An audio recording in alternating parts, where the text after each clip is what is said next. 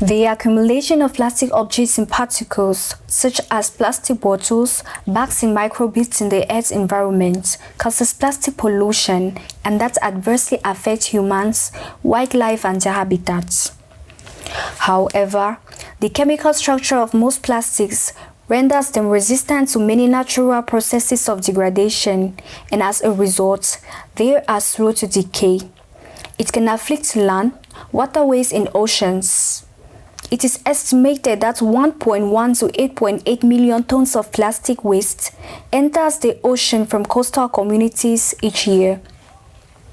Cameroon produces over 600,000 tons of plastic annually, only about 20% of which gets recycled.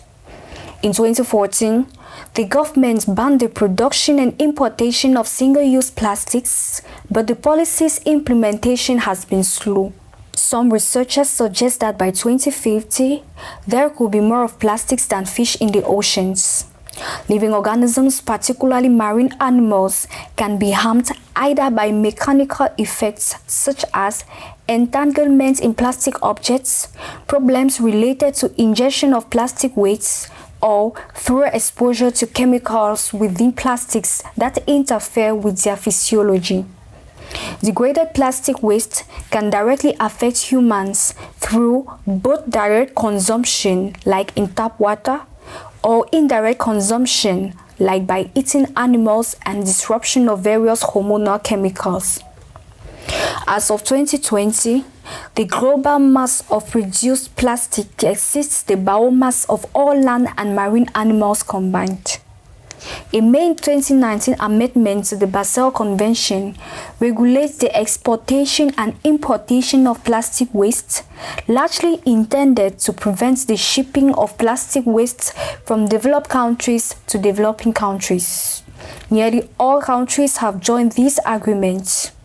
On March 2, 2022 in Nairobi, 175 countries pledged to create a legally binding agreement by the end of 2024 with a goal to end plastic pollution. There are differing estimates of how much plastic waste has been produced in the last century. By one estimate, 1 billion tons of plastic waste have been discarded since the 1950s.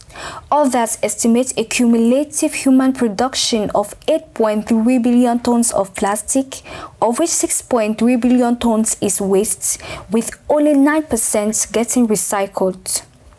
Like many African countries, Cameroon faces many obstacles in managing plastic waste. Firstly, the lack of political will and finance restrains the investment in waste collection and recycling infrastructure. Without the proper infrastructure, waste management puts all the weight on consumers, of which 58% of consumers just litter the waste, and also many developed countries try to smuggle their plastic waste to developing countries. As a result, plastic waste continues to accumulate. It blocks drains, river channels, mangrove roots, and the consequences become increasingly dramatic. Parlant des conséquences des déchets plastiques, nous constatons de plus en plus que l'environnement est pollué par les déchets plastiques et les caniveaux sont bouchés. Et cela constitue un danger grave pour l'environnement. Comme quel danger? La pollution, et dans des quartiers très reculés de la ville, on a l'abondance de moustiques et l'insalubrité. Les conséquences de la pollution des déchets plastiques sur l'environnement sont légion. Déjà que nous constatons que, scientifiquement parlant, les déchets plastiques ne sont non biodégradables, c'est-à-dire qu'ils ne peuvent pas se dégrader au contact de l'eau. La première conséquence que je vais ici énumérer est la pollution de l'espace de vie. Puisque ces déchets sont non biodégradables, quand un citoyen jette par exemple un sachet plastique ou alors une bouteille plastique, comme il est le cas juste en face de nous, ce déchet-là peut rester là durant des années, durant des milliers d'années, si c'est qu'un agent de nettoyage ne passe pas pour le récupérer ou alors un autre citoyen ne passe pas pour l'enlever. Cela fait en sorte que l'environnement devient constamment sale, pollué et mal perçue par les visiteurs. L'autre conséquence est la pollution et les inondations. Nous avons remarqué dernièrement, suite aux différentes pluies dans la ville de Yaoundé, de nombreuses inondations, notamment la poste centrale. Cela est dû à l'accumulation des déchets plastiques dans les voies de canalisation d'eau. Ces déchets plastiques s'accumulent et puis bloquent le passage des eaux qui à leur tour cherchent un moyen de contournement. Et ce moyen de contournement là peut être les chaussées. Parce que généralement quand il pleut à Yaoundé, nous tous nous le savons, il y a de l'eau qui coule sur la chaussée. Ce qui fait que même parfois les piétons pour marcher doivent faire de la gymnastique. L'autre conséquence est sur l'agriculture. Nous savons tous que les plastiques sont non biodégradables. Ça, c'est une vérité. Et quand ces déchets se retrouvent dans les champs, lors des cultures, elles empêchent le développement des racines des plantes. Ce qui fait en sorte que les plantes ne peuvent pas facilement évoluer. Et le rendement de l'agriculteur ou de l'agricultrice baisse en intensité. C'est tout ce que je pouvais vous dire. Plastic pollution has greatly negatively affected our environment. The pollution is significant and widespread, with plastics found in most remote coastal areas in every marine habitat. Its effects on land. Plastic pollution poses a threat to the plants and animals, including humans who are based on the land. The amount of plastic on the land is greater than more concentrated than that in the water. The presence of plastic in the environment hurts ecosystems and human health and pose a threat to food safety.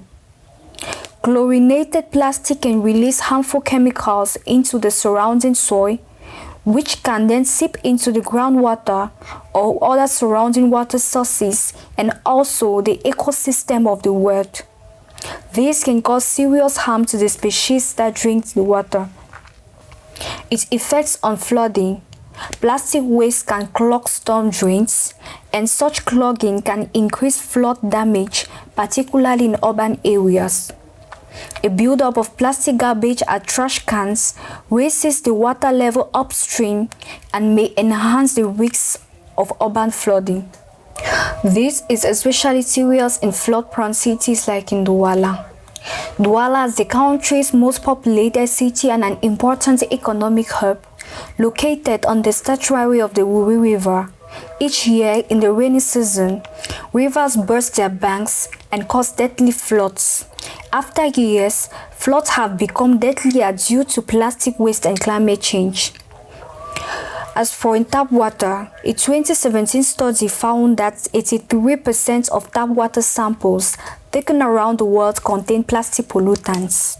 This was the first study to focus on global drinking water pollution with plastics. However, plastic tap water pollution remains understudied, as are the links of how pollution transfers between humans, air, water, and soil. In terrestrial ecosystems, mismanaged plastic waste leads to pollution directly or indirectly entering terrestrial ecosystems. There has been a significant increase of microplastic pollution due to poor handling and disposal of plastic materials. In particular, plastic pollution in the form of microplastics now can be found extensively in the soil. It enters the soil by settling on the surface and eventually making its way into subsoils. These microplastics find their way into plants and animals. As for humans, compounds that are used in manufacturing pollute the environment by releasing chemicals into the air and water. It doubles the incidence of diarrhea diseases, which is the second leading disease that causes death in children under 5 years old. Polluted air increases the risk of heart diseases and cancer. Also, respiratory ailments, skin and eye diseases, and damage to the reproductive system. Despite the global efforts to reduce the generation of plastic waste, losses to the environment are predicted to increase.